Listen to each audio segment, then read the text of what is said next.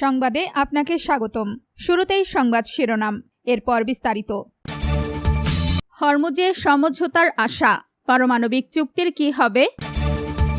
লেবাননে ভয়াবহ ফসফরাস বোমা ফেলেছে ইসরায়েল। ইসরায়েলের 2 গুপ্তচরকে ফাঁসি দিল ইরান। ওয়াশিংটনে ভয়াবহ দাবানল, 60,000 মানুষকে সরিয়ে নেওয়ার নির্দেশ। আপনি যদি মুসলিমদের পাশে থাকতে চান তাহলে ভিডিওতে লাইক করে চ্যানেলটি অবশ্যই সাবস্ক্রাইব করে দিবেন। এখন বিস্তারিত। হরমুজের সমঝোতার আশা, পারমাণবিক চুক্তির কি হবে? হরমুজ প্রণালী নিয়ে যুক্তরাষ্ট্র ও ইরানের মধ্যে সমঝোতার সম্ভাবনা জেগেছে। একই সময়ে প্রশ্ন উঠেছে তেহরানের পারমাণবিক কর্মসূচি নিয়ে। যুক্তরাষ্ট্র ভিত্তিক think tank council on foreign রিলেশনসের CFR জ্যেষ্ঠ ফেলো চার্লস কাপচানের মতে খুব সহজ হবে না এই চুক্তি। কাতার ভিত্তিক গণমাধ্যম আল জাজিরাকে দেওয়া সাক্ষাৎকারে কাপচান বলেন, মার্কিন প্রেসিডেন্ট ডোনাল্ড ট্রাম্প যুদ্ধের পরিবর্তে কূটনৈতিক সমাধান চাচ্ছেন, কারণ চলমান সংঘাত তার প্রশাসনের জন্য ইতিবাচকভাবে এগোয়নি। তিনি ব্যাকফুটে আছেন। কাপচান বলেন, হরমুজ প্রণালী পুনরায় খুলে দেওয়ার বিষয়ে একটি কাঠামোগত সমঝোতা হতে পারে, তবে ইরানের পারমাণবিক কর্মসূচি নিয়ে এখনই কোনো বাস্তব চুক্তির সম্ভাবনা নেই।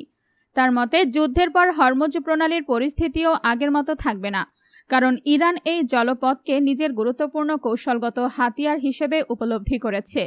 যুক্তরাষ্ট্র ও ইরান উভয় দেশই যুদ্ধের ক্ষতির মুখে পড়েছে, তাই একটি সমঝোতার সুযোগ তৈরি হয়েছে। একই সঙ্গে সংঘাত মধ্যপ্রাচ্যের বাইরে ছড়িয়ে পড়ার আশঙ্কায় ট্রাম্পকে আলোচনার পথে যেতে উৎসাহিত করেছে।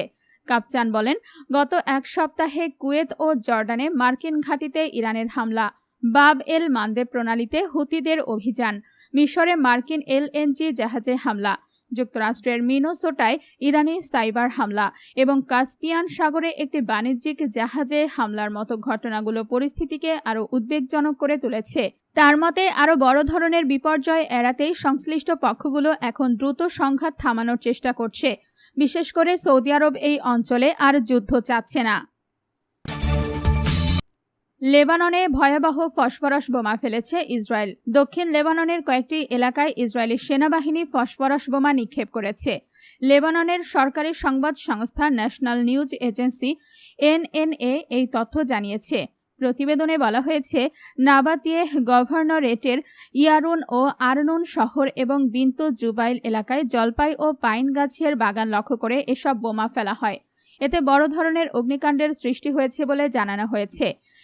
NNA আরও জানিয়েছে, নাবাতিয়েহ এর কাছে আলী আল তাহের পাহাড় এলাকায় ইসরায়েলি বাহিনী 2টি ক্ষেপণাস্ত্র হামলা চালিয়েছে।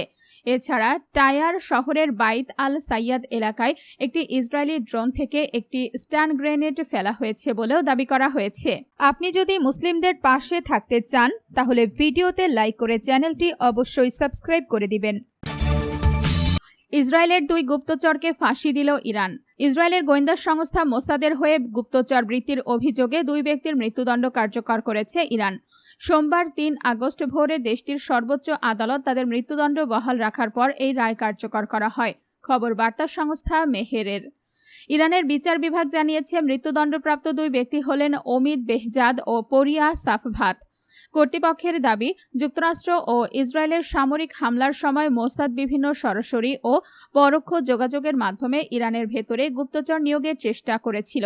তদন্তে বলা হয়েছে, ওমিদ বেহজাদ বারবার সামরিক আইনশৃঙ্খলা রক্ষাকারী বাহিনী ও নিরাপত্তা সংস্থার বিভিন্ন স্থাপনার অবস্থান, ভৌগোলিক তথ্য ও অন্যান্য তথ্য মোসাদ সংশ্লিষ্ট নেটওয়ার্কে পাঠিয়েছিলেন। তিনি ম্যাপিং সফটওয়্যার ব্যবহার করে এসব তথ্য সংগ্রহ ও পাঠাতেন। ওয়াশিংটনে ভয়াবহ দাবানল, 60,000 মানুষকে সরিয়ে নেওয়ার নির্দেশ। যুক্তরাষ্ট্রের ওয়াশিংটন অঙ্গরাজ্যের স্পোকেন শহরের আশপাশে ভয়াবহ দাবানল ছড়িয়ে পড়ার প্রায় 60,000 মানুষকে নিরাপদ স্থানে সরে যাওয়ার নির্দেশ দেওয়া হয়েছে। দাবানলের আগুনে এরই মধ্যে প্রায় 600টি স্থাপনা পুড়ে গেছে বলে জানিয়েছে স্থানীয় কর্মকর্তারা। ব্রিটিশ বার্তা সংস্থা রয়টার্সকে স্পোকেন ফায়ার বিভাগের প্রধান টম উইলিয়ামস জানান, দাবানলের কারণে 3টি পৃথক পৃথক জায়গায় আগুন লেগেছে। এগুলো বর্তমানে সরিয়ে নেওয়ার নির্দেশ দেওয়া এলাকাগুলোর জন্য বড় হুমকি হয়ে দাঁড়িয়েছে। ফেডারেল ইনসিডেন্ট ম্যানেজমেন্ট টিমের তথ্য অনুযায়ী রোববার পর্যন্ত দাবানলে প্রায় 5,390 একর 2,180 হেক্টর এলাকা পুড়ে গেছে। তবে এখনও আগুন নিয়ন্ত্রণে আনা সম্ভব হয়নি। কর্তৃপক্ষ জানিয়েছে, এখন পর্যন্ত কোনো হতাহত বা প্রাণহানির খবর পাওয়া যায়নি। স্পোকেনের মেয়র লিসা ব্রাউন একে অঞ্চলের ইতিহাসে সবচেয়ে ভয়াবহ প্রাকৃতিক দুর্যোগ বলে উল্লেখ করেছেন।